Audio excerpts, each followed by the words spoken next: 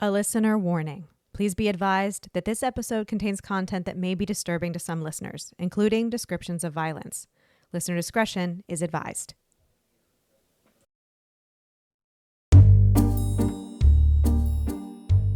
Life upon the wicked stage ain't ever what a girl supposes. I'm Jen. I'm Ashley. And I'm Olivia. And we are, in fact, three different people. This podcast focuses on true crime under the spotlight of arts and entertainment. So grab your beverage of choice and settle in. Places, ladies. Here's our episode. It feels really good to have the power. Jen, the power has been within you all along. You've always had the power, my dear. Isn't that like Galinda, whatever that girl says. From the Wizard of Oz, yeah. It's The always OG. inside of you. Listeners, Olivia and I are dressed like podcast bros. We both are sporting a hoodie because there was a cold snap today, but Jen is styling as always. But As always, in my uniform. Jen, update our listeners though, for those who like to watch or who are watching us either on the Patreon or on YouTube now. What is coming your way? What should we expect in the coming episodes? In the coming episode, it's this big shakeup. I'm very excited. I've been wanting to do this since we started. I have gotten myself a new robe. You know, So the excited. grand. I mean, like, this is what I will be walking around my home in. Every day. All day, every day. All day, every day. It is glorious and fluffy and red. Oh, it's fluffy. You didn't mention the fluffy before. Not No, you fluffy. didn't. Oh, okay, not fluffy in the sense of like comfort fluffy in the sense as in like ruffles and tulle. And it's so fabulous. Just wait. Next week. It's Next coming. week. Tune in. Okay. All right, I'm very excited for this. Floozy Jen. red. And it's in floozy red. Well, what's the thing? It's like, make sure that, not that it matters what anyone else thinks, but like choose your outfits wisely because if anything happens to you, that's going to be your ghost outfit. This is my ghost outfit. 100%. That's why I'm wearing it all the time, just in case. I do feel that. I'm like, this is Yeah. one of those, I would wear this outfit. I could run through the forest in it. I could hide in things. I could, I could like, run through the forest in this robe and castle like castle Screaming behind hallways. you Yeah, beautifully. exactly. Well, I know, Just but Ashley. there's a segue. Today, friends, we are going to be talking about William Desmond Taylor. Olivia's shaking her head. I don't know who this is. William Desmond Taylor started as an actor, but then became a director, and he was mostly then known as a director. That was sort of what made him famous. But I'm just gonna jump right in because this case is pretty wild, and I feel like as I'll say, like, salacious as some of the details are, or for as big of a deal as this case was when it happened, like, no one talks about this anymore. Like, I'm I've coming heard in so one- fresh. I can't wait. spoiler alert, this does remain unsolved. So Well, I'm now- glad that you said that there isn't a solution up front because I would have been so pissed if we got to the end and I'm like, wait, what? Wait, what? She would What happened? She would have gone real podcast bro in that. if I just just like pulled a fast one on you and was like, and we never heard from found them out. again. And then I just hit stop. And Olivia was so Screaming in the stopped background. recording. So William Desmond Taylor, we're gonna call him by his last name Taylor on some of this. I was So thinking just like Desi. Or oh, Wills. Desi. Desi We all Arnaz. have a different Willie, Bill to his friends, Bill Taylor. WDT. WDT. William Desmond Taylor, he was 49 when he was murdered. Surprise. And he was a popular actor and director of silent movies. He was killed by a gunshot in the back on February 1st, 1922 inside his Los Angeles bungalow. So his murder led to this frenzy of, I'll say, sensationalized, as we've seen before, and often fabricated tabloid-style newspaper reports. So William Cunningham Deane-Tanner, note the different name there, he was actually born in 1872 in Ireland. So we're talking about immigrant. They get the job done. He was one of 5 children of a retired British Army officer. And he attended college in England. So in 1891, he left Ireland for a dude ranch near Runnymede, Kansas in the U.S. This was where I was like, pause. I was like, see you, Mom. Was it his lifelong dream to go to a dude ranch? I was don't understand. What is this? I was like, I need to know more. So I did a deep dive on this dude ranch because I thought this was hysterical. Yeah. Tell me about a dude ranch, because that's a term we've heard, but I didn't know specifically what is a dude ranch. Like what? Tell me more. So just to be very clear, a dude ranch is a guest ranch, a type of ranch that is oriented towards visitors or tourism. So it's actually considered a form of agro-tourism. And these ranches, this brand of ranch, arose in response to the romanticization of the American West that had started to occur in the late 19th century. Oh, cool. Okay. So this was like, like people who were like, normies, they're like, oh, wouldn't it be fun to like be a cowboy? But they just wanted to like go like cosplay like as a cowboy. Sort of like, wouldn't it be fun? So a person referred to as a tenderfoot or greenhorn by Westerners, meaning you're just like, a basic bitch from New York State or whatever. You could visit and enjoy the Western lifestyle for a short period of time without actually risking life and limb. So it was paying guests, usually from like big cities in the East, but in the West, those people were called dudes, hence the term dude ranch. They were called dude. Okay, is this where the term dude in general came from? Yeah. Yes. I guess so. Where did that come from? Like, who named them dudes? The actual cowboys, like the Westerners, the people who were like, we're the real deal. Like, I would be a dude. Don't shoot her. She's only a dude. She's a dude. She's a dude. What's up, my dudes? Yes. So that can be kind of a new secret insult. Yeah. Kind of. Like, Yeah. you have no idea what you're talking about, and dude. don't try to like enter my world. Okay, dude. That's Okay, dude. I love it. So, obviously, as you can imagine, this was where Taylor was like, someone has to work there at this place. So we have the romanticization of the American West, plus these people are basically acting as cowboys. It's like Westworld, but without the robots. Yeah, to give this experience of like, you too could like experience the Wild West lifestyle. So this dude ranch experience is what brought him to the United States, to Kansas. Great. So that was where he really sort of, he had some acting experiences. It sounds like while he was in school, more like, we're doing a school play. Mm-hmm. But Back in eventually, Ireland. Yeah, in England. England. Yeah, England, where he was being educated. But yeah, so he eventually made his way to New York City, because that's where you go to be an actor on like the stage. So while he was there in New York City, he met Ethel May Hamilton, who was also an actress, and she had appeared on the stage in none other than the musical Florodora. Stop it! Florodora? Like, oh no! The Florodora girls. The Floradorables. The Florodora girls from one of our previous episodes. I was like, oh no, here it is. Taking it all the way back to life upon the wicked stage. She appeared under the stage name Ethel May Harrison. They were married.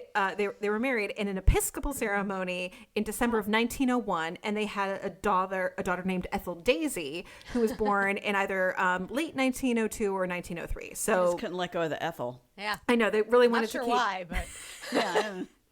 Ethel May, Ethel Daisy. This is her sister Ethel Sarah. Really wanted to hang on to this. Yeah. So I was like, oh my gosh, I desperately want to know.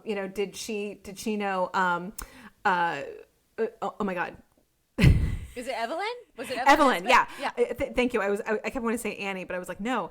Evelyn. Not Annie Russell. Yeah. Yeah. I was like, did she like know Evelyn? Like, she must have known Evelyn Nesbit. Yeah. They're both Florodora girls. But I was also like, what was like their hot take on the whole Harry Thaw, Stanford White? Because like they were absolutely right there in the thick of all of this. But Taylor and his family became well known in New York society. He was also, unfortunately, quickly became known as a heavy drinker who possibly suffered from depression and was known to carry on affairs with women. Womp womp. Damn it. Strap in. This is where our first crazy turn happens. Okay. So they have the daughter by 1903. William Desmond Taylor suddenly disappeared on October 23rd, 1908. What? Disappeared. Wait. He disappeared. Like he didn't come home type of Disappeared. Went out for a glass of milk and came There a you glass go. of milk, a carton Truly. of milk. So I've had a rough day. I'm going to go get me a glass of milk. fully I'm going to disappeared. make it whole. There are not None of that specifics. 2% bullshit. There's not a specific, like, what exactly, was the particulars of this. But after his disappearance, I guess they noticed, like, hey, maybe, like, it doesn't say, like, was he in a show? He, like, just, like, didn't show up for call. Like, what were the details of this? But his friends did say at the time that he had previously suffered from what they called mental lapses. And his family, like his parents. Like losing time type of thing? Yeah, they thought he had initially wandered off during an episode of amnesia because apparently that was like not unprecedented. So I was like, did he do this as a kid? Like what? Right. Maybe someone should look at that. Like that feels like a Right. neurological. Might want to be investigated. Like, I feel like I have mental lapses, but it's not like that. It's more just Right. like I forget what I'm doing. So again, 1908 fully goes missing. Wow. And I guess like they did like this wasn't looked into terribly deeply and people were like, oh yeah, he does this sometimes. I was like, say more about that. Like that feels like pretty serious, but they just decided like, I guess he just wandered off. Like he'll come back when and if he wants to. But his wife obtained a state decree of divorce in 1912. Wow. So wait, he was gone. How long? For that long? So for 4 years, he could not be accounted for to the point where a judge, again, remember, you couldn't just get a divorce like for any reason. know. So it had to be like this was actually like abandonment. Like your husband literally has not been seen or heard from in 4 years. We'll give you a divorce. Floridora has closed. She can't make any money. She Right. can't have a bank account. It's so interesting how many of our stories have, because the people talk about like, oh, there's so many mental health problems today. It's like, no, they were always there. They were just talked about as mental lapses, hysteria. Or they'll be like, we the never vapors, never had depression in my day. I was like, this guy fully just fucked off for 4 years. Like, you can't tell me he was fine. Yeah. Like, People just hit it with drinking and Precisely. running away for 4 years. Yeah. Like They you didn't do. talk about it. Just soldier on. Elizabeth Short, the Black Dahlia's father, also did this. He That's what I was going to also- say. I was like, did he pull a... right. He was Mr. depressed. Short? Yeah. Went missing / faked his own death. Faked for, his own death. That's right. Yeah. I was like, why is this a theme of this era? It was like men are like, I'm feeling some feelings. Obviously, that Can't won't talk Not do. about supposed to have feelings. Don't want to feel them. I'm just going to disappear or fake my death versus like, talking about it to like, I don't know, my wife or something crazy. You know what though? Like, I know that we all three of us and probably many of our tens of listeners would choose the bear, and we know what that means. Yeah, sure. However, I'm gonna say, back in this time, the men, there was a lot of pressure on the man of the household. Sure. They were the sole earner usually. They were expected to have it all together, have all the answers. Right. And It's all on you, Dave. It's all Yeah. on you. Yeah. Because society made it that way. We That's- literally weren't allowed to do anything. Correct. Sit home and sew a mitten. Yeah, I don't know. darn a Darn sock. some socks. Yeah. But I would your imagine socks. that like sometimes the pressure would probably just really sure. overwhelm, and women fainted and men disappeared. It was a tough time. Yeah, and we had smelling salts, so we were fine. Well, it was also too, Olivia. You're right though that even just also like people's mobility within the job market also used to look very different. Like actors, I think were in their own category maybe, Right. but for like the average Joe, it was typical that you would have like the same job at For the your whole same life. company. So to be laid off for any reason was Yeah. like catastrophic. Right. But also it wasn't like now where people move around every couple years just sort of like as a norm. So if you were like older, like let's say you're like 40 and you get laid off, like to start over somewhere in like, you know, in this era was actually, it was like, oh my God, like this is devastating, like to your family, to your household, like you might not actually be able to, because like who starts over at 40 or who like, you know, changes careers. I would say even at that time 30, like 40, I think we were getting older. Yeah, 45 you're dead, so yeah. Pretty much. you died the leading cause of death at the time, January, where we are now. And I'll tell you, in Florida, it might just be the leading cause of death. You could get hit in the head with an iguana and not see it coming, and boom, you're done. Yeah. Oh my God. So little is actually known of the years immediately following Taylor's disappearance, but he later told people that during this time, he traveled through Canada, Alaska, and the northwestern United States, mining gold and working with acting troupes. Oh, he just took it on the road. Took it on the road. So I was like, again, the mining gold, I was like kind of going back to like the Dude Ranch, like, you know, the American West, you know, the last days of like the frontier. I was like, he must really have liked that to sort of, again, mining just like drop everything. And he's like, you know what, I'm just going to go travel around, you know, again, like Alaska, like I think we still call it like, you know, the last frontier or whatever. Like that's, still it's mostly uninhabited. Yeah. But also like an acting troupe. I was like, say more about the acting troupe. Like, were they like putting on a skit in a barn? Like literally, like what were they doing? But eventually he would switch from acting to producing. So by the time he arrived in San Francisco, California around 1912, so he disappeared in 1908 and he finally kind of landed in 1912. But he's now been divorced. And does he ever have any contact with his kid ever again? We'll come to that later. Okay. But yeah, so we have 4 years where he's just basically a vagrant. You know, he's making money, but he just does not have a home to speak of. So he finally puts down some roots in San Francisco, California in 1912, and he changes his name at this point to William Desmond Taylor. Okay. So he has disappeared himself from New York City. He's also changed his name. Which, we've talked about this in previous episodes, but it used to be way easier to just like disappear or like have a new identity. Granted, he was sort of pursuing life as a maybe celebrity / public figure as a actor director. But for a lot of people, like you could just disappear yourself this way. You're like, you know, I was Jennifer Bonner and now I'm, you know, Jessica Biel. Like surprise. Surprise everyone. It's me. JB. And they never heard from her again. So he initially started film acting in 1913. That his earliest known screen appearance was in, ironically, something called The Counterfeiter. That's hilarious. So he got involved with Balboa Amusement Producing Company, which to me sounds fake. Like that's just right. Like, what is an amusement producing company? Like what? But again, this is like early motion pictures. Like this is like the dawn of, you know, the Hollywood. comedy. Think about, right? Yeah. Amusement producing. So at Balboa, he meets this another actress. I was like, he's got a type. Neva Gerber, with whom he became engaged until 1919. So he strikes up with this new woman who he's with for, you know, somewhere 6-7 years. Gerber later recalled, he was the soul of honor, a man of personal culture, education, and refinement.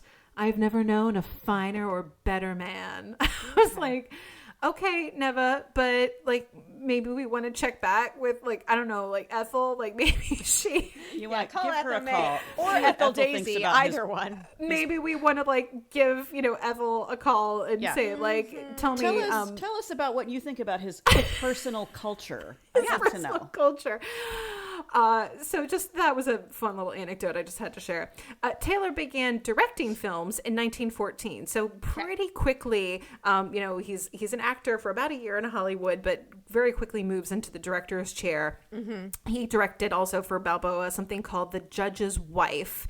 He then left Balboa and directed 2 films at Favorite Players Film Company and then American Film Manufacturing Company. He directed a 30-episode serial called The Diamond from the Sky. So, like, we've talked about, like, the serials before where, you go every week or month or like and see the next episode or whatever. Yeah, because it was like before Netflix, this is what we did. In October of 1919, he joined Palace Pictures. Palace spelled Pallas, so not like palace like castle. Right. Different Palace. But a year later, Palace then became a subsidiary of famous players Lasky. Except for a month working at Fox Film Corporation in 1917, all of Taylor's subsequent films were directed for Famous Players Lasky, or like one of its subsidiary companies. I like American film manufacturers. I know. I thought that was fun. I was like, are you the manufacturing plant that makes like the physical film? And they're like, no, we manufacture films. Like, film. what are you talking about? Obviously. Don't you get it? Duh. So towards the end of World War I, we're now in July of 1918. Taylor enlisted in the Canadian forces, basically, as a private. So he trained for a couple months. He was ultimately stationed in Dunkirk.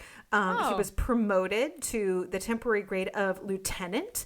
And at the end of April 1919, he reached his final billet in France as a Major Taylor. So he started as a private, ultimately worked his way up to being a major of the Company D Royal Fusiliers. So that was what he was. I wonder if he knew the Boogie Woogie Bugle Boy of Company D. Olivia. She always comes in with them. Like, I can always count on you. I can always count. I should know they're coming, and I still don't. This is how Olivia's brain works. I love it. So he returns to Los Angeles in May of 1919. So he did serve in World War I for basically a little under a year, but he served, so hooray. And then upon returning from military service, he went on to direct some popular stars of the era, including Mary Pickford, Wallace Reed, Dustin Furnham, and his protege, and this is important, Mary Miles Minter, who starred in the 1919 version of Anne of Green Gables. Anne of Green Gables! The OG. My favorite! By this time, Taylor's ex-wife and daughter had become aware that he was working in Hollywood because and he was alive. He got famous. Right? It's worse than that. They were watching the film Captain Alvarez. I guess he made a cameo in his own movie, and he appeared on screen. So they're sitting back home in the theater, and Ethel goes, "That's your father." So his daughter. That's what happened to my family when my mom was watching a movie with Jessica Biel. She was like, "Oh, there's my daughter." That's my daughter. That's her. Oh my gosh, who went missing? She vanished herself, and now she's here, starring in The Illusionist with Edward Norton. Yeah, I wish. So his daughter, Ethel Daisy, writes to him and is like, "What the fuck?" No, I don't think she wrote that, but she should have. Writes to him and was like, "Hey, you might remember me," because she's like 15 at this point. You might remember me. I'm your child. I'm your daughter. Remember me, that kid you had 15 years ago? It me. So in 1921, Taylor did visit his ex-wife and his daughter in New York City, and he made his daughter Ethel Daisy his legal heir. So he was like, "I recognize you. I don't know if we can say fully he did the right thing," because his wife was like, "I had to divorce you when I thought you were missing while you were running around in Alaska." They had to come find him. He didn't go looking for them. No, they saw him in a movie. They were like, "That's your father, Daddy. We have the same eyes. Papa, can you hear me?" Yeah, true. It's like a jump scare. Yeah. So this has been his career. So, he's done some military service. He's been an actor. He's at this point mostly a director. This is his primary shtick. It's going well for him. He is succeeding in Hollywood. He is thriving. The silent film era is well underway at this point. So on the morning of February 2nd, it's a Thursday, in 1922, at 7:30, William Desmond Taylor's body was found inside his bungalow at the Alvarado, it's Alvarado with an A, Alvarado Court Apartments, which is located in Westlake, Los Angeles. And at that time, that was a trendy and affluent neighborhood. So there was a lot of movie stars, a lot of people in the film industry who like had bougie apartments in this area. Early in the morning, a crowd quickly gathers outside, and someone who identified themselves as a doctor stepped forward. It was like, I am a doctor. And it was like, I will examine the body. And declared, like, I don't know how, but declared that Taylor had died of a stomach hemorrhage. Wait, what? Oh. Yeah. So This guy just stepped out of the crowd. Some person steps out of crowd and says, I'm a doctor, let me look. And the cops are like, okay. Yeah, get in here, buddy. Sounds and about right. He's died of a stomach hemorrhage and immediately then leaves. So this doctor was literally never seen again. Okay. And so, again, like we've talked about in other cases, like the way crime scenes were handled as far as like people just being like, you know, the press and like bystanders. Everyone is like, people are coming in, everyone's looking around like, what happened? Like there's no tape up yet, but he's just laying there. William Desmond Taylor is fully dead. So people are just walking around the body. Wow. And then at some point they were like, maybe we should turn him over and just, I don't know, like look at him. And then it is revealed upon rolling him over, what a concept, that the 49-year-old film director had been shot at least once in the back with a small caliber pistol, which was not at the scene. Ooh. Okay, so he was laying face up whenever. Yes, so he was laying on his back. They found him. Okay. Yep. So his funeral took place on the 7th of February, so 5 days later. Real quick here, at St. Paul's Cathedral in Los Angeles. He was interred in a mausoleum at what is now the Hollywood Forever Cemetery on Santa Monica Boulevard. So it says it also says he died on his tombstone. They listed his date of death as the 1st of February, which was interesting. So his body was discovered on the 2nd. So they made the assumption that he was killed the day before, which was interesting. Yeah, because it's like, you know, the whole time of death thing. It was like, well, when did he die? Like, I don't know. We're not sure. So getting into the autopsy here, they did do an autopsy. Yay, good. Thank goodness. It wasn't that hemorrhage doctor, was it? No. See, I told you. It's like a real person.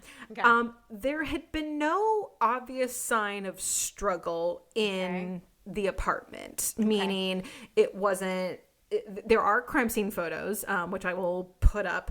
Okay.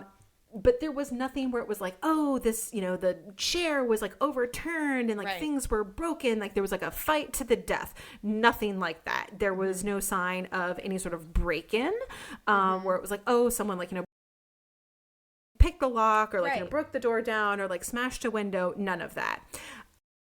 The wound path was interesting. This is the part where I think adds or is maybe one of the biggest mysteries, because it's like, okay, he was shot in the back, big whoop. The wound path here is what's weird, and this is where it's like, something's up with this, and this might have a lot also to do with like who shot him and how. So the person doing the autopsy, who's a real doctor, Dr. Wagner, he testified. Dr. Wagner testified that the bullet entered the left side 6.5 inches below the armpit and traveled inward and upward, passing through the ribs and both lobes, so a through and through, of the left lung, and then traveled the mediastinium? I don't know what that is. Medical term. Doctors, we are not. No. His chest. And it exited the chest near the right collarbone region. And it was just beneath the skin in like the neck shoulder area of his collarbone. So it started under his like left armpit and went through. Like, so like diagonally through his back. So I'm like, that's really weird. So they actually listed on his death certificate, it says gunshot wound of the chest, but he was shot in the back. So when you think a gunshot wound of the chest, it's like someone shoots you from the front and the bullet goes in the chest. The bullet did go through his chest, but it's because he was shot in the back, like on a diagonal. Right. Which is also weird because it's like if you're standing, let's say you're standing back from somebody, like, I don't know, even like 5 feet, and you aim at them, it's going to go like straight through their torso. Again, witness testimony and people who were a little bit closer to Taylor and had occasion to be in his home before this, they, looked again around the apartment. And they described the scene as looking, quote, he just walked in the door and was shot. Wow. So, and then later summaries described that this was probably a .38 caliber bullet. They also said something about like this might have been a rare type of ammo. Like there was like some discourse about that. The ammo doesn't really matter. It's not a big piece of evidence. So from very early on, law enforcement and industry people and neighbors, and like we said, the scene was just full of sort of like looky-loos. People were touching shit. People were in the apartment, just, like, I'm like gonna like put my hand on the table, put my hand on the doorknob, like put my, like just touching his jacket. They're like, this is a nice jacket. Like, look at this fabric. I'm gonna sit Bill, on the get sofa. over here. Like stop it. So from very early on, there's all these people, and if there was any sort of like, again, they didn't have great forensics, but even something as simple as fingerprints, this makes later retesting stuff almost impossible because there were so many people in what was actually like, it was a nice apartment, but it was still a pretty small space. In his pockets, so of his dead body, investigators found a wallet holding what was then $78 in cash, but currently over $1,000 that's a big today's money. Wow. So, imagine like in the pocket is like basically $1,000, a silver cigarette case, a Waltham pocket watch. I assume that's nice. Probably, a pen knife, and a locket bearing a photo of actress Mabel Normand. On his Nothing finger was taken, so obviously it wasn't. Yeah, nothing's taken. Also, on his finger was a 2-carat diamond ring. I'm assuming this was like a pinky ring or something like that. I'm sure it was. This kind of guy, I'm sure it was a pinky ring. So he's got a 2-carat diamond ring. There's also other like money and valuables and stuff like, in the apartment. So none of this is missing. Robbery is not a motive. He also, it looks like that he had been carrying, he had withdrawn a large sum of cash from his account the day before, like more than this $78, now worth $1,000. He had even more money he had taken out of his account. It was just never accounted for. Okay. So they can't say like it was missing from his apartment, but it was also like, I don't know what the number was, but it was like, hey, you took out $3,000 of cash. Where did that end up? Yeah, like it was never recovered, like from his office, like from his car, like they never found it. So after the initial investigation, they estimated that his time of death was 7:50 p.m. the night before. So this is where we get February 1st. Right. Yeah, as far as like when he was shot. Again, forensics, not amazing, but they're like, we think this was the window.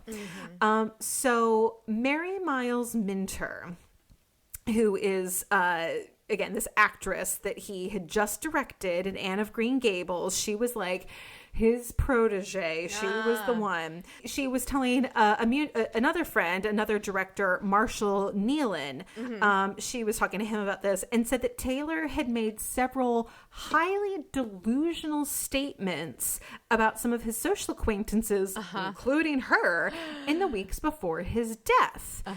She also said that Nealon, this other director, so they're telling this to investigators, this other director agreed that Taylor had been acting strange and thought he might recently have, quote, become insane. Just recently. It just happened. This is a guy who has a history of mental lapses, disappeared for 4 years, and now has gone insane. He sounds a little unhinged himself. Like, so I was like, if it hadn't been for like the disappearance and the amnesia and all the other stuff, it's like this seems like it might have like come a little bit out of left field. And again, remember, this is also someone who is a drinker. So there's some other stuff percolating here, but there aren't like specific statements that I found where it was like, well, can you unpack insane? Like, what specifically did he say to make you think that? What does that mean? Yeah. And what were the delusional? Did we get more information on what he said that was delusional? Or no? It's just he had made delusional state. We don't know exactly what it was. It sounded like just like in was general it paranoia, like they're coming to get me, or was it like it was just generally like weird vibes. Okay. Like it was like you're being weird. We don't know why you're being weird, but you're kind of being weird. But you're being weird. So interesting. So also in the midst of this, a media circus almost immediately erupts with all these newspapers like we talked about. They're like, oh my God, like crazy murder. This becomes national news. Okay. So the film industry is still very new, but is, of course, like this has become quickly like a big part of American culture. So again, this is being covered to death. But also like the performers, producers, like people of Hollywood were actually really worried about this murder, like this case, and sort of what it said about this relatively young industry in general, because so much of like, like capitalism was relying on this and like, hey, we're doing capitalism. We're trying to like make money with these movies. It's not like we're just doing it like for giggles because we love it. We're manufacturing films. And there had been like other scandals, like we're now in like the early 1920s, right? Like, we've got like prohibition in the mix. Like there's all sorts of stuff going on, as we talked about in Black Dahlia. Like there's like, mob activities like starting to like take hold of Hollywood. They're taking over Hollywood. Yeah. So people who work in the industry are actually really concerned because they're like, oh my gosh, we've had these other, I'll say like smaller scandals, but now we have a full-on murder. This makes us look really bad. So, there was this Los Angeles undersheriff, Eugene Biscalius. He was talking to the Chicago Tribune, and he said, the industry has been hurt. Stars have been ruined. Stockholders have lost millions of dollars, and people are out of jobs and incensed enough to take a shot at you. Wait, he said this. Interesting. Hold on. Was he talking about the industry because of this murder, or this is how rough the industry is and it's led to this murder? Both. Oh, so he was saying like, hey, it's already rough out here. Like, this is really fragile. We're trying to make some money. We're trying to do capitalism. There's been all these other scandals, tensions are already running high. And also now we have this. So like, it's almost like saying like, of course something like this was bound to happen. Like everyone's so tightly wound. And also like, this is making us look really bad. And then in a follow-up, there was another report according to Robert Grieux, Giroux, Giroux, I don't know. Robert, he said, studios seem to be fearful that if certain aspects of this case were exposed, it would further escalate their problems. They also said that another interview said, last year I interviewed a Los Angeles police detective who is now retired. He was assigned to the case immediately after the murder, and he told me, we're doing all right. And then after about a week, we were told to lay off. So the investigation starts and everyone's like, oh my God, this is so terrible. Like, we need to solve this. This is making the industry look really bad. And then all of a sudden, allegedly, the police department gets told, hey, never mind, just back off. By whom? Well, that by whom indeed, Olivia, because they're like, this is making the industry look really bad. So to me, that implication says they started investigating and they realized that maybe, as I like to say, the calls were coming from inside the house. And this was like someone who was within the Hollywood system who they were wanting to protect, whether it was like a star or someone else. And they're like, oh no, we can't have this get out and like seen to be, eating our own, if you will. We need to try to keep this quiet. So we're going to get into some of the suspects at this point, because this is where I think it starts to get really pretty wild in terms of like this motley crew A motley crew of suspects. A motley crew of suspects because holy shit.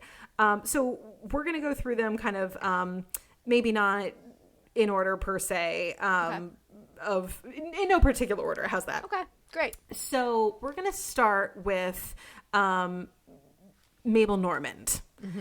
So this is someone who is a friend, at the very least, if we're being charitable. Mabel Normand had a possible romantic link to William Desmond Taylor.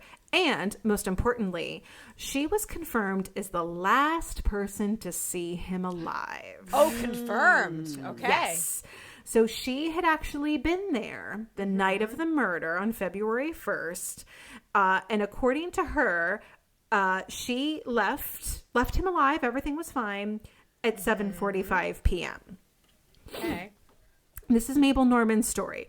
Mabel Normand, just to give a little bit of detail about her, if you've never heard of her, she was a very popular comedic silent film actress. Okay. She was a frequent co-star of Charlie Chaplin. Stop it. And Roscoe Fatty Arbuckle. So this is like Meryl Streep was at the scene of the crime the night before, and and do we believe her?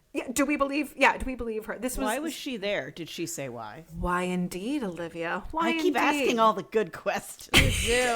So apparently Norman said that she had, suspected various reasons for why Taylor might have been killed, but claimed to not know the identity of who really killed him, according to her. Okay. But again, to be clear, also she referred to him as a friend. But he apparently, based on like letters and other things they recovered and things that he had said to other people before this, William Desmond Taylor was in love with Mabel Normand. He was like obsessed with her. And interestingly, she had actually approached him for help to cure her cocaine dependency.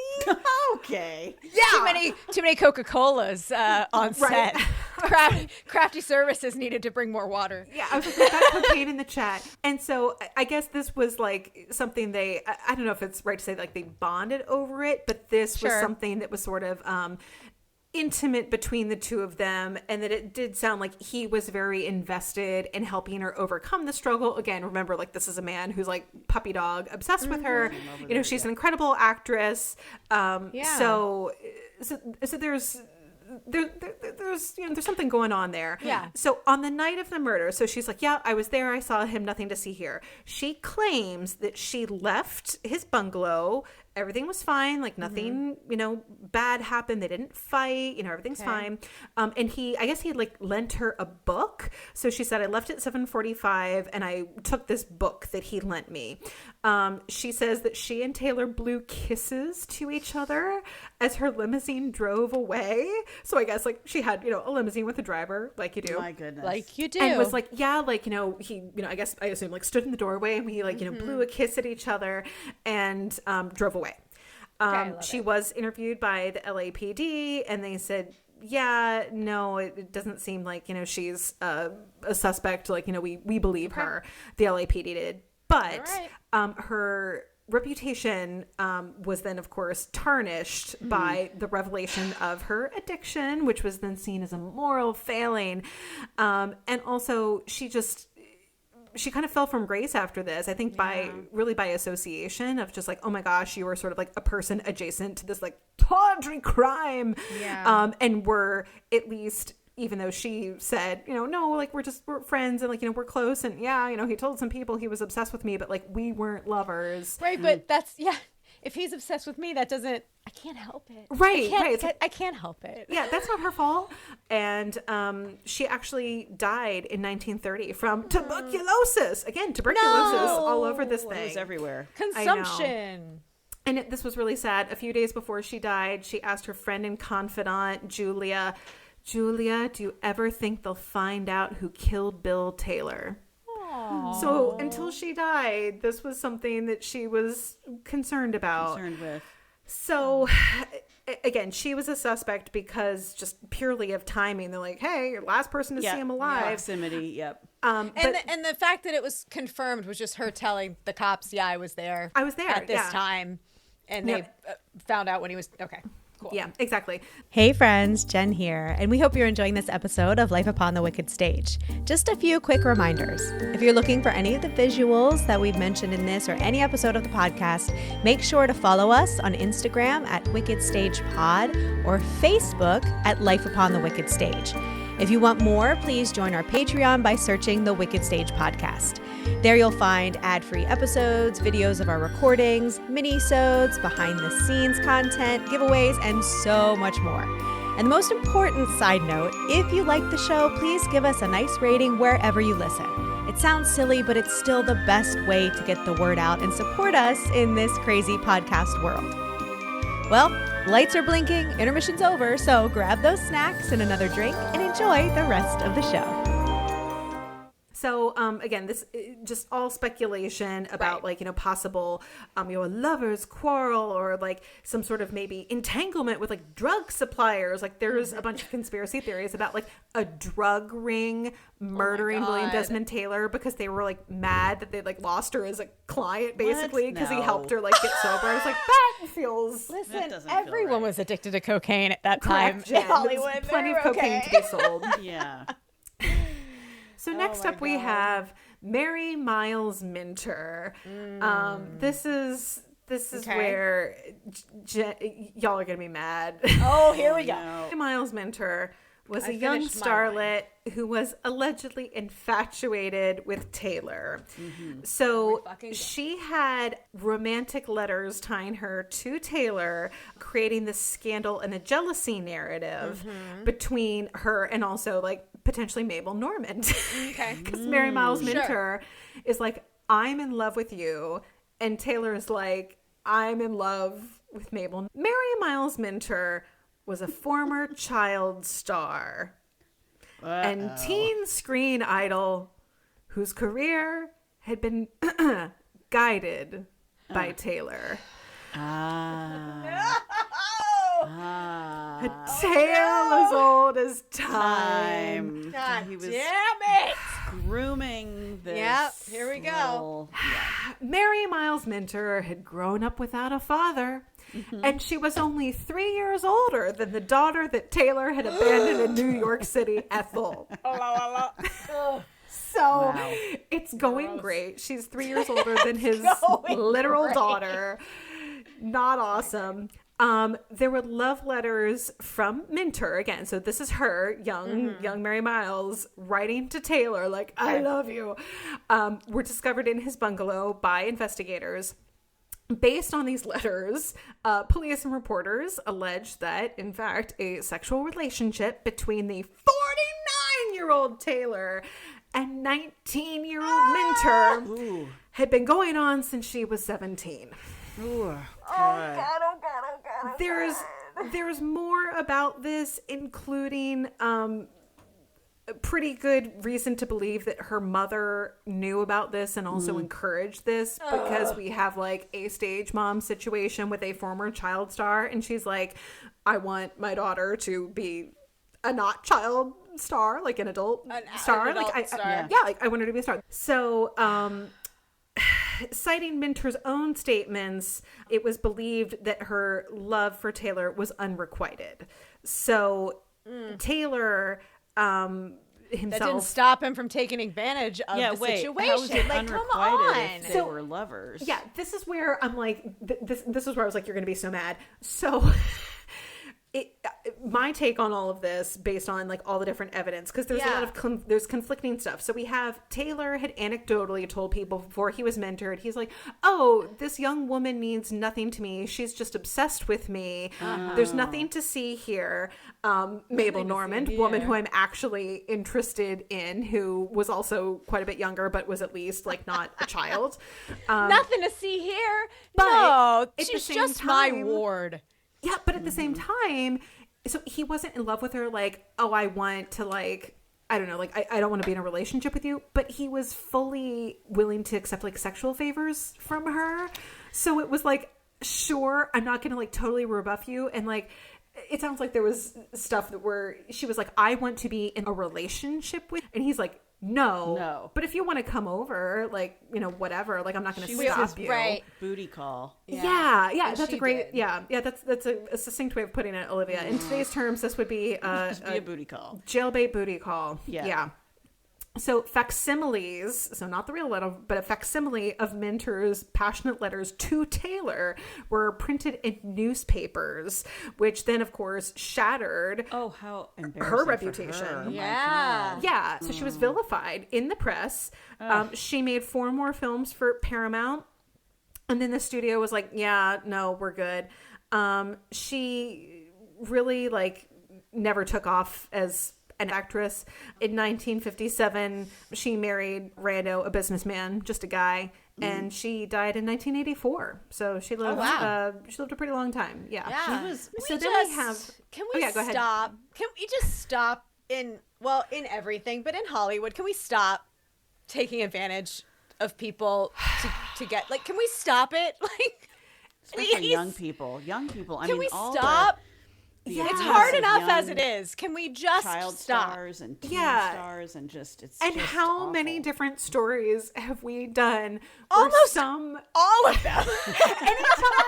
Almost every time there's like a young woman and like a creepy old man. Yeah. You know, Awooga. Yeah. Oh, I don't have it ready. We haven't even used it yet this season. Jen, get it out. It's all over this episode. Excuse me. I'll find it. Yeah. Anytime this is sadly a recurring theme, and it's one of those. It's like, you know, obviously not all men, but my God, an awful lot of men. An awful lot of men in Hollywood, and I'm really just tired of it. Like, just stop. Just can you not like do less? Just do less. Yeah. So to recap about Mary Miles Minter, she was a suspect because they have these letters, you know, tying her to Taylor. There we go. I found it. We're good. Everything's right with the world. I'm mad and I have the awooga noise. Okay, great. So we've got this young girl writing sexy letters to Taylor. Obviously, something is going on there regardless of whether or not he wanted to like trot her out in public. But there was this jealousy narrative of like maybe she murdered him because she was mad that he wouldn't like, you know, go public with her, or that he was obsessed, you know, with Mabel Normand. And how old was she at the time? 19. Of the murder? 19. I was like, she's still a kid at the time. Yeah. Really. Yeah, she's still pretty young. Yeah. But there's also like, these letters, again, were sensationalized in the press, so they were sort of made out to be, you know, worse than they were. There's no forensic or ballistic evidence linked to her. There's nothing to link her to the scene to say that, like, yeah, you were definitely there. It sounds like she was, in fact, alibied, where it was like, oh, okay, you know, they couldn't prove that, like, oh, you were definitely there, or like you can't prove that you weren't somewhere else per se. So there was plausible reason to believe that she was not at the scene. And the rejection, the jealousy, like that whole piece of it that sort of makes her also like kind of like a sexy suspect from like the psychological angle. But there's nothing. She wanted him and couldn't have him, so nobody could. So nobody can. But that's all speculation. Like she never said anything like that to anyone, and that wasn't in the letters where it's like, well, if you won't, like, you know, again, like take me to a restaurant in public. I'm gonna kill you. It's not Fatal Attraction, right? They wanted it to be very Hollywood, so they made it very Hollywood. And a lot of that was speculated in the press and was printed as fact, but the actual letters do not say anything like that. Yeah. Now we move to Charlotte Shelby, who was Minter's mother. Oh, we've got stage mama theory. This is, I'm just going to tell you right now, this is my favorite suspect. Okay. As far as someone who I think actually had means, motive, opportunity. Okay. So, as we talked about, Charlotte Shelby, Mary Miles Minter's stage mother, she pretty much would stop at nothing to advance her daughter's career. This was also heavily motivated by money. So this was the quintessential, I am a parent of a child star, but I'm going to use my child's success and fame to enrich myself. So she was just like, you know, a greedy stage mother. Minter and her mother, the financial piece, this was a point of contention for them. Okay. As part of this, they actually fell out and were not speaking for a while, but I guess they did eventually reconcile. But Shelby's initial statements to the police about the murder were characterized again as evasive and, quote, obviously filled with lies about both her and her daughter's relationship with Taylor and, quote, other matters. Where I was like, what? I want to know what the other matters were. So the most compelling circumstantial evidence is that she owned a 38 caliber pistol and this like weird ammo that was not typical. What would the motive have been? Because Mary was still making movies, right? And money. And so what was the motive here? Yeah. So we're going to get into that right now. Okay. So, this is another fun detail. After the information that she had... that she had the weird, that she had the 38 and she had the weird ammo. Yeah. Apparently, they were like, hey, where's that gun? We would like to like inspect it or whatever. And she's like, oh, we threw it into a Louisiana bayou. I knew it. I was like, where'd it go? Yeah. Wait, a Louisiana bayou? Yes. Why was she in Louisiana? Why indeed? So it's like you made a special trip to Louisiana to throw this in a bayou. Like, what the hell? Like, you went from California to Louisiana to dispose of this possible murder weapon. Like, okay. I mean, I guess they're never going to find that one, but my God. Pretty much, yeah. But then why say that's weird. Okay. Yeah. So as far as like the motivation where it's like, what is this? It was just really about her thinking. It was about like wanting to control her daughter. She was afraid of scandal. And she knew that her daughter was like obsessed with William Desmond Taylor and was like writing him these letters. And she had also sort of encouraged the relationship or whatever. It was like, hey, go over here, do what you need to do, like get yourself cast. But then was also like, oh, if this becomes public, because it seems like he's not reciprocating, he doesn't want to make you his official girlfriend. And now this is just really embarrassing for you. And like you look crazy and desperate. And also, it sounded like he wasn't necessarily making her a star per se. Like, so it was the statements to the police where she was saying that like she was trying to protect her daughter's career / reputation, because it was like, okay, there are these damning letters because like my daughter is a teenager and she's writing these letters to him, but he is not taking her seriously as an actress or as a girlfriend. Like, this has gone south. She's not being cast. Right. He's clearly, not.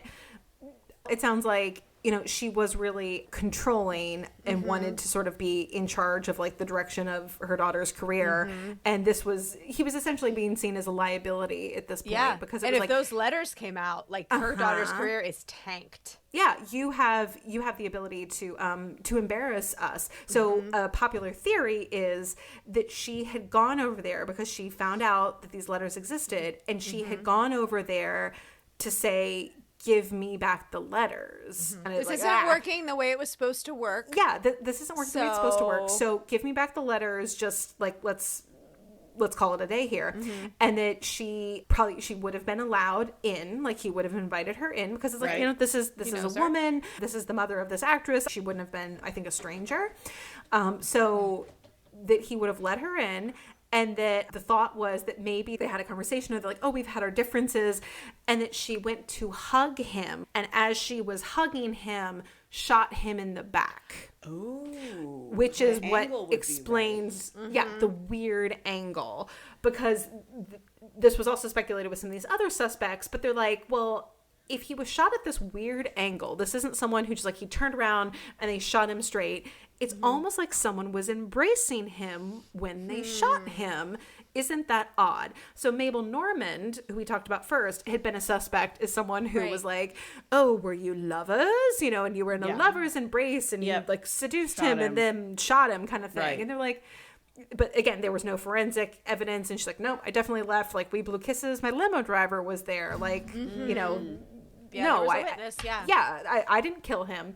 And they don't think Mary Miles Minter herself did it. So they're looking at the mother like, did this lady have reason to be like, oh, here, you know what? Like, it's all water under the bridge. Like, let me give you a hug. And then shoots him with the same caliber of gun that she happens to own. And then, whoopsie, the gun ends up in a Louisiana bayou. And she's being, like, evasive and weird. And they're like, you know what? We've interviewed her a couple times. And she keeps saying sort of like she's being cagey. And, you know, she's not really making a lot of sense. Right. But we can tell she's lying about some or all of this. Like, we can't really pin her down. So... this is my favorite theory, that Charlotte Shelby, the mother, she confronts Taylor or has some sort of like, oh, like, let's have a meeting, and then shoots him quickly, like in this hug situation. So again, why would there be a struggle? He doesn't think he's in danger. Right. He doesn't know this woman has a gun. Like, he never sees it coming. So she shoots him, just leaves the house. Yeah. So that also is part of this sort of like efficient narrative of the crime scene where like nothing's disturbed. You know, she lets herself out, you know, door gets closed, all of that. So this is this is the one I kind of like the most. There's a couple other characters in this. We have Edward F. Sands, who was William Desmond Taylor's former valet. He was also a cook / thief. And forger, and he also vanished. Multi-hyphenate, you know. I know. I was like, there's so many friggin' people.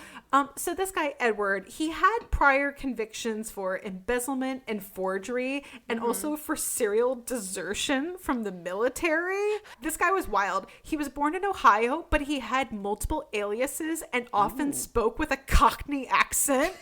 Because sure. It's like, why? But okay. So Sands had worked as Taylor's valet, which for those who don't know, a valet is like a personal assistant. Sands had forged Taylor's name on checks and also wrecked his car. What? To their like this is like one of those jobs like a butler. of like ish. Yeah, it's like this is one of those Downton Abbey jobs that like I'm sure exists somewhere for like the 0.111%. They were on a trip, Taylor, so he brings his valet along. Sands had forged Taylor's name on checks and also wrecked his car. What? Also burgled Taylor's bungalow. And he left footprints on the film director's bed. So like just not even subtle. So he had obviously he'd been fired after this like check forging / car wrecking scandal, but then had subsequently broken in and had like stolen from Taylor's apartment where he was like later found dead. So they're like, you know, disgruntled former employee. He has a criminal past. Unhinged. Yeah, he already broke in. He's using a Cockney accent. Like, what about this guy? But also, maybe most suspiciously, after the murder, Sands was never seen again. Oh, interesting. Disappeared himself. Yeah. So I was like, I mean, that's a real smoking gun. But remembering what we said before, there were plenty of valuables and things even on Taylor's person and also in the apartment of value. Like he had cash, he had he had like jewelry, he had the silver cigarette case, like he had a lot of stuff where it was like, so well, why wouldn't he take it? Yeah. And if he's a thief first before he would be a murderer, right. He would take that, I would think. Right. So plausible, I think, in terms of like, here is a criminal adjacent person in who's the like, circle, yeah, nearby. But this also, again, like the note I have, it says like theft isn't necessarily like a quick gateway to like close range murder. Right. You know, that is also like, if it was something where even if they said like there would be more evidence for it to be this guy if he had been shot from a distance, because they were like, you know, that could have been like burglary gone wrong. Like, you know, Taylor walked in on him and saw him and then he like shot him from across the room and it killed him. That would be more plausible than like, no, he's shot point blank under the shoulder as though someone is embracing him and it like goes like diagonally through his body. Like, and that's really weird. Shot at close range. Like that was part of the, Yes. They know like the gun was like, I think they said like it wasn't necessarily like pressed like against his body, but it was like, but it was close. Basically point blank range. Yeah, it wasn't like, oh, he was like, And they knew they could tell from the way he fell, I guess, that he had been standing when he was shot. So it wasn't like, oh, he was like already laying down on the floor and then we shot him. It was like, no, he was shot and then fell backwards. Right. Hence why they immediately didn't know he was shot, because they couldn't see the exit. There was no exit wound and they couldn't stomach see hemorrhage. the bullet. Yeah, stomach hemorrhage. So it's like, this. What if Edward Sands was the doctor in the crowd and came up and said, it's a stomach hemorrhage. You're gonna say, please do it. Please do it. It's an hemorrhage, governor. It's an hemorrhage. I'm a doctor. And then he ran away. Cheers. And then that was it. Olivia. We might have just solved it. We have no proof that that's not what happened. it. And the reason that the valuables were still there is because people showed up too quickly. Yeah. Maybe he panicked. So again, there's no ballistics evidence to tie Sands to it. It doesn't track maybe as cleanly as, say, like a woman assailant. But this is a person who is sleazy as hell. He was never seen again, which is a pretty big red flag. Maybe this guy, but also maybe not this guy. Yeah. Maybe they were in it together. Yeah. Now we have somebody who I'm like, leave this poor person alone. Orson Welles. I'm kidding. It's my favorite. It's my favorite to just insert. No, we have Henry Peavy, who was William Desmond Taylor's current valet. So Sands had been fired, and now we have this guy, Henry Peavy. Henry Peavy, it needs to be stated because this is important. Henry Peavy, unlike everyone else we've talked about, was a person of color. Okay. So I think personally a lot of Henry Peavy, where this was proximity. So it was like last person to see him alive, you found the body, things like that. Like, let's talk to it. Yeah. But also they're like, oh, clearly, you're a person of color. You must be a criminal. Right. It's like, no, don't love that. Yep. But Henry Peavy, obviously, he had access to the home and he was the discoverer of the body. Oh, he discovered the body. Yeah, he discovered the body. He came in, 7:30. He was coming to work and discovers his employer dead in the apartment. So this is stuff where I'm just sort of like, what? So newspapers had a field day with this guy. And again, we've already talked about the newspapers were like, this was very like tabloid fodder. There was a lot of speculation, like based on nothing, just like people's hot takes. But newspapers said that Peavy wore flashy golf costumes, but did not own any golf clubs. Or I was like, that's a interesting observation. What, so that he likes to wear Argyle? Like, what? I don't know. Maybe he just liked the look. Like, that's what I'm like. She wore leggings and she hadn't even been to yoga. I was like, that's every white woman in America. That's right. Like, come on. Yeah. So this is also another thing where I was like, is this criminal misconduct or is this just like a black man trying to exist in a very white world? Yeah. They also said ding. 3 days before Taylor's murder, Peavy had been arrested for, quote, social vagrancy and charged with being, quote, lewd and dissolute. Mm-hmm. You know what? I think for being alive, was out past curfew, like if there was a curfew somewhere, or he was, like in a white area and making people uncomfortable just by existing. Yeah. So this is someone who, again, I was like, I don't think there's a lot of there. After, like in 1930, he was admitted to Napa State Hospital with general paralysis, basically, due to untreated syphilis. Oh, no. So he ultimately died, unfortunately, from syphilis, which is really no there as far as like, did this guy do anything like bad or wrong? And from what I've gathered, the answer is no.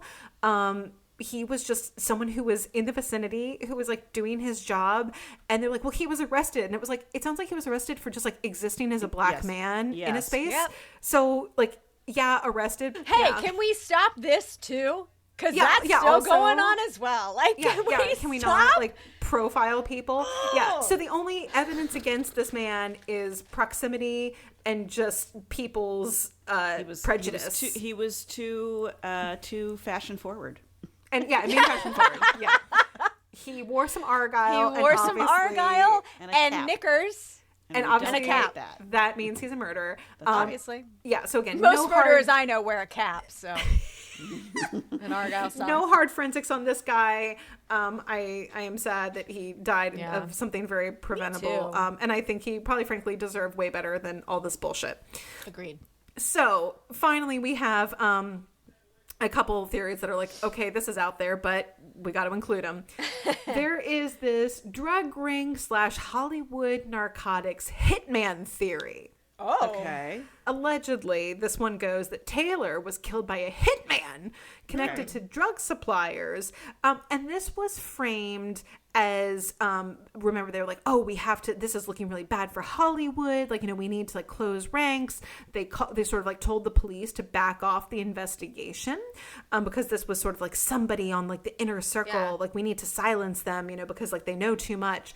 So Mabel Normand, who we talked about, had been addicted to cocaine. Right. That maybe Taylor had like gotten himself mixed up with this, like, interfering with drug suppliers. And they're like, oh, you're like discouraging people from buying our cocaine.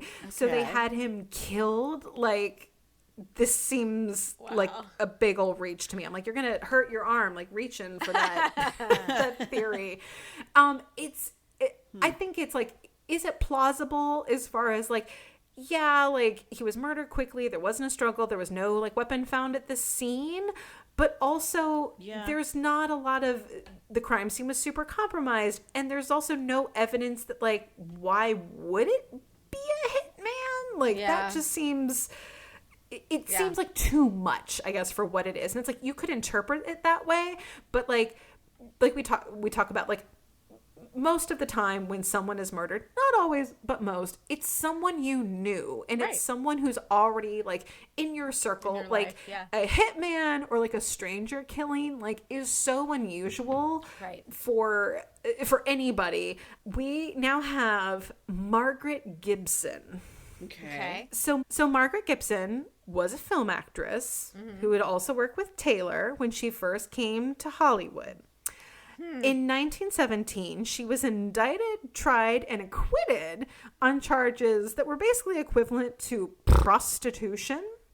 Prostitution was a little. What was that? I don't know. It was a little. Or it was a little frustration. fun. Okay. It was a good time. I know I was trying it out. Prostitution. It's the fancy kind. In Hollywood. She was an actress, and I guess maybe she was doing sex work on the side. Also, as part of this charge, there was allegations of opium dealing, opium meaning heroin, as we now know it. Gotta love it. So she changed, I guess, her professional name after this ScaDAL to Patricia Palmer. Okay. So Margaret Gibson is now changed her name to Patricia Palmer. She was also arrested and jailed in 1923, so after the murder, on extortion charges, but these were also later dropped. She was 27. She was in LA at the time of Taylor's murder. There was no record of her being connected to the investigation at the time. She was not a suspect at the time. She was just sort of in proximity, and she had worked with him. Yeah. In 1964, as she was dying, on her deathbed, she confessed that she had killed him. Oh. Whoa. We have a deathbed confession. We have a deathbed confession. Why? Did she say why? Why indeed? So the confession was reported secondhand. Oh. Yeah. And it was... Well, this actually, was never... it couldn't have been firsthand. She died. Yeah. Well, I guess I'll say it sounds like she only told this to one person. Okay. So whoever that was then passed it on. And then I guess this was then passed on to sort of like investigators. Because again, this is a cold case. Right. But you couldn't independently corroborate that she had even said this. And like, well, was there any detail? It didn't sound like she gave a why or she gave any sort of lengthy explanation. She was just like, I'm dying. Also, I killed William Desmond Taylor. I'm out. Like, Peace, I'm out. I'm out. So this is also like, is this plausible as far as like, hey, this was someone who she did know him. She was in the area. She was mixed up in some sketchy shit. She was in the drug scene. On drugs, right? Yeah. She might have been on drugs. Yeah, like maybe she was high. Like who knows? Who can say?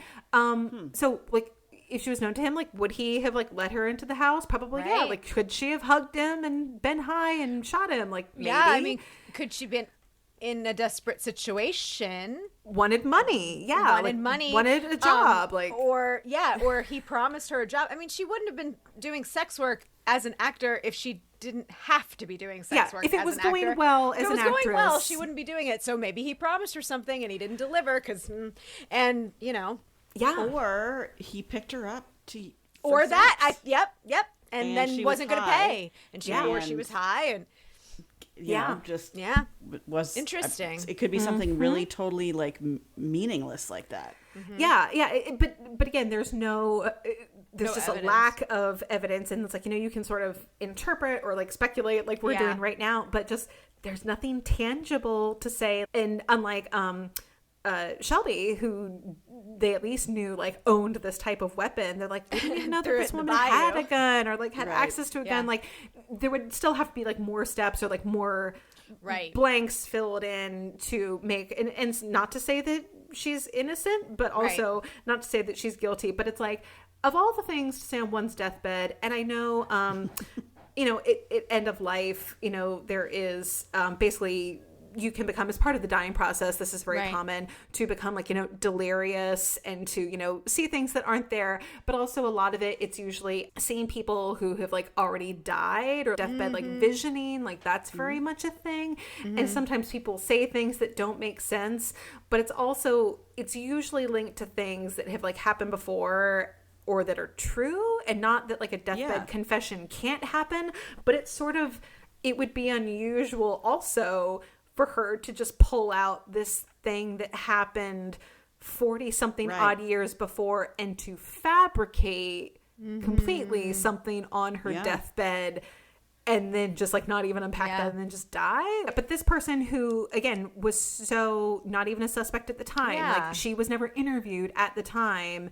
It's like, you know, we were in a show with them, but like, and you know, maybe we're connected to them on socials, but like we don't really keep up. So these are pretty much all the suspects. Okay. We've now gone through all of them. To sum up the case itself, this was kind of the first big American murder in which like the public felt a personal interest, because like they had that parasocial relationship with, you know, some of the suspects like Mabel Normand and William Desmond Taylor, and they're like, oh my gosh, like I just saw him, or, you know, oh, I love her. Like, what do you mean? Like, she's a suspect in this murder. And people felt like they actually knew them. So public interest in the case, like we talked about, it had resulted in stories with the Taylor murder selling more newspapers in the United States than ever before. This was like so like before we had 24-hour news cycle, you know, on like television, it was all like, hey, let's do a newspaper. The newspaper sales exploded because like literacy had just risen.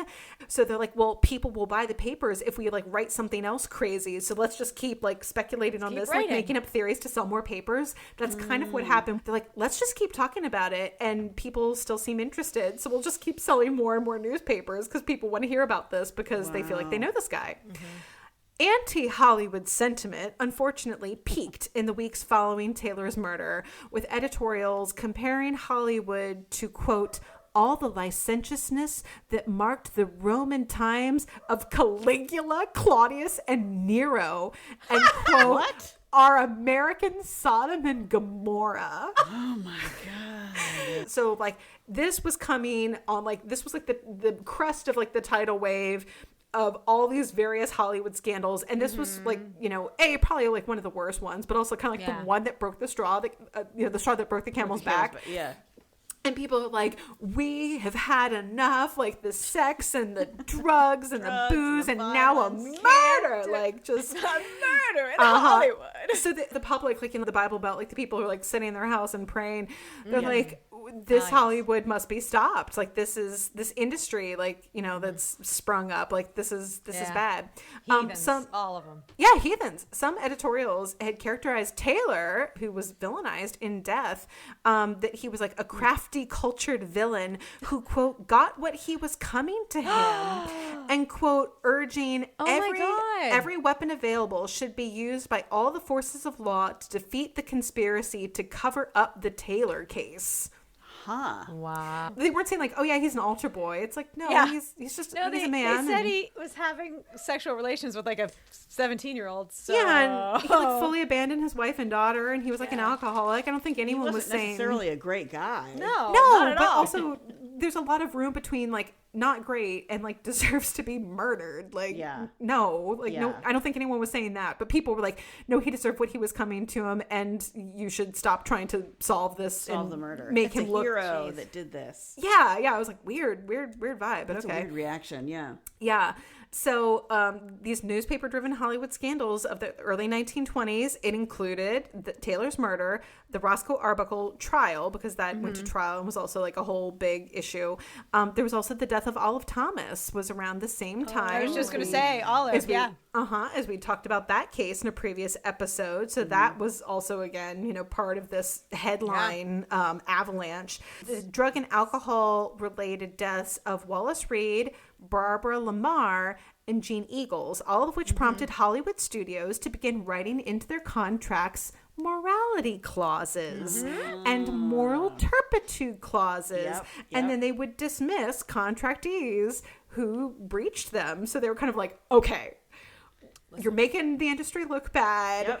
People like don't want to come see the movie because they think it's like full of sin and vice, and they don't want to support, you, this actor who's like been on trial or been arrested or whatever. So that was kind of the start of the morality police clause in Hollywood. Wow. Yeah. And then instead of like really enforcing it, they just covered it up.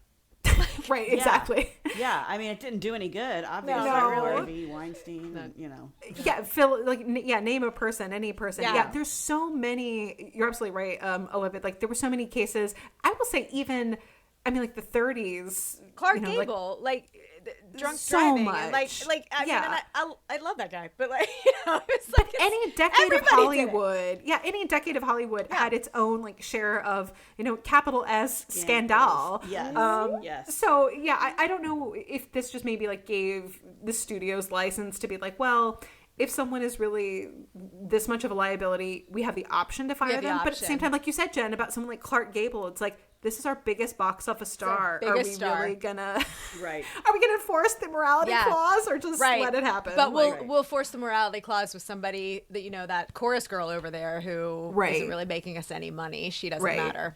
A woman, not fair. Oh, no. Yeah. Yeah. So what is? So those are the suspects, but yeah, like I said, Floozies, I am inclined to think it was the stage mom, Charlotte Shelby, Mary Miles Minter's mother. That's my favorite. I think also because it's the only one that has any forensic meat on the bone. And I feel like Mabel Normand, for me, maybe as a runner-up, being like, he was more into me and I was his friend, but I left him alive and well. Like, I don't see any reason why she would have murdered him, but I could see her hugging him, and she was definitely there. Yeah. Shortly before his time of death. So that means Mabel Normand would have had to have left, and then almost immediately, based on time of death, Charlotte Shelby came a knocking, and he's like, Mabel, is that you? Are you back? And then he was very excited to open the door, perhaps. It's Mrs. Shelby. He's like, can we talk? Can we just talk about my daughter and her career? And I know she sent you some embarrassing letters. Like, I'm sorry about that, but maybe you'll cast her in your next movie. And he's like, absolutely not. She's weird. A hussy. Yeah, she's a hussy. Yeah, exactly. And then she's like, okay, let's hug it out. If I wrote a movie about this would be what I would do. Okay. It would be all of them. They all did it. It would be all of the women working together to nail this son of a bitch. Oh. Right? A group project. A group project. Right. So, it's Charlotte Shelby's gun, right? Okay. Maybe it's for Mary Miles because she is the one that kind of got screwed over more than any of them. Maybe. Maybe it's our Meryl Streep. It's not Meryl. What's her name? Norma Desmond. No, I almost said that's what I was going to say, and that's why I didn't say Norma it. Desmond. Norma Desmond. Mabel Normand. Mabel Normand. Because she's Mabel our Normand Mabel Desmond. Normand Desmond. she's like our movie star kind of like really great actress and who's really close to him, and he is like infatuated with her. Maybe she's the one that actually did it because she could have gotten close to him. I don't know. That's just that's how I would write it. They'd all have done it.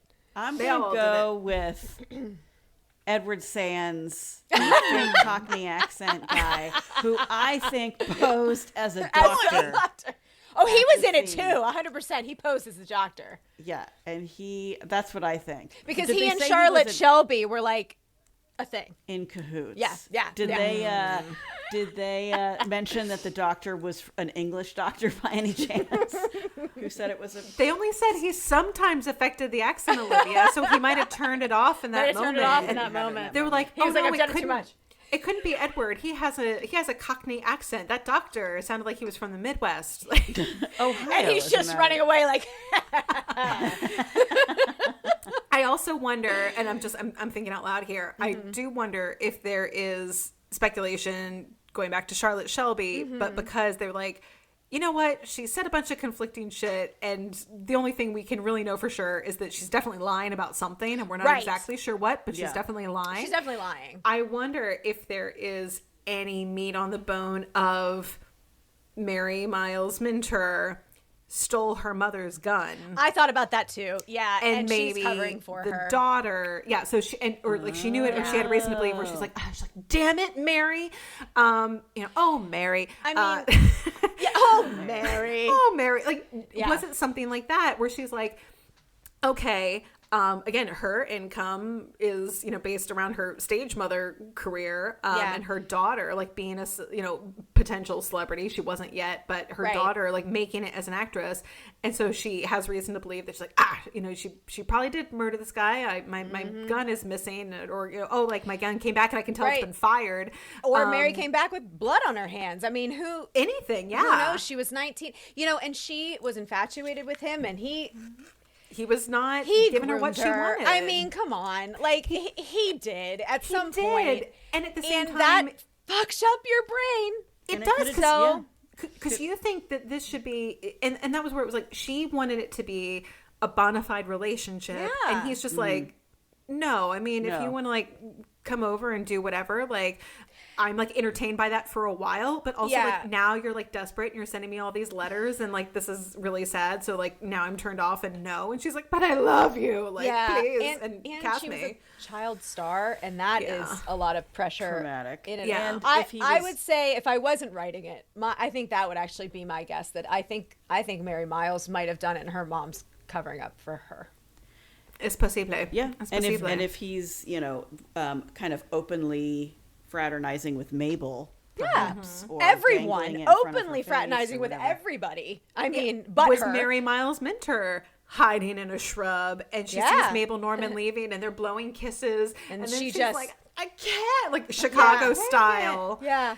And then he ran into my knife. He ran into my knife 10 times. Like, is it something like that where she's like, please just let me come in? Or maybe she asked for the letters back. Maybe she was like, okay, well then give me back my letters and just... Can I just have one more hug? Can I just hug you goodbye? Yeah, like, because whoever shot him... There was definitely an embrace. They're almost certain, like forensically, this is one of the few things that we do have forensically, someone was embracing him when they shot him. So... Interesting. That is the unsolved cold case of William Desmond Taylor, Floozies.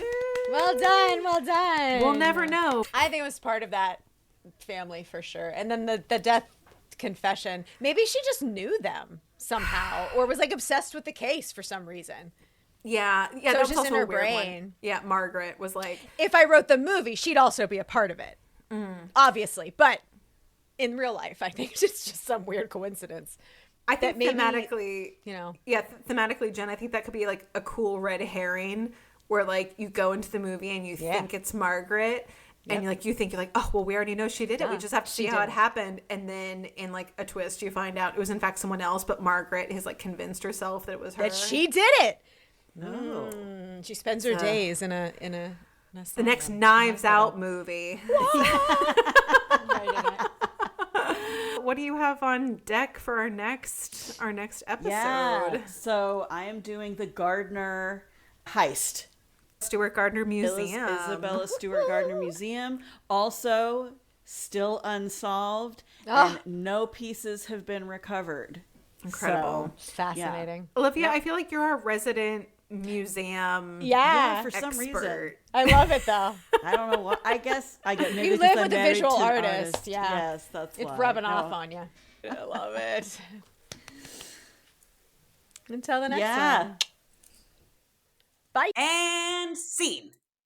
Thanks for listening to this week's episode of the Wicked Stage Pod.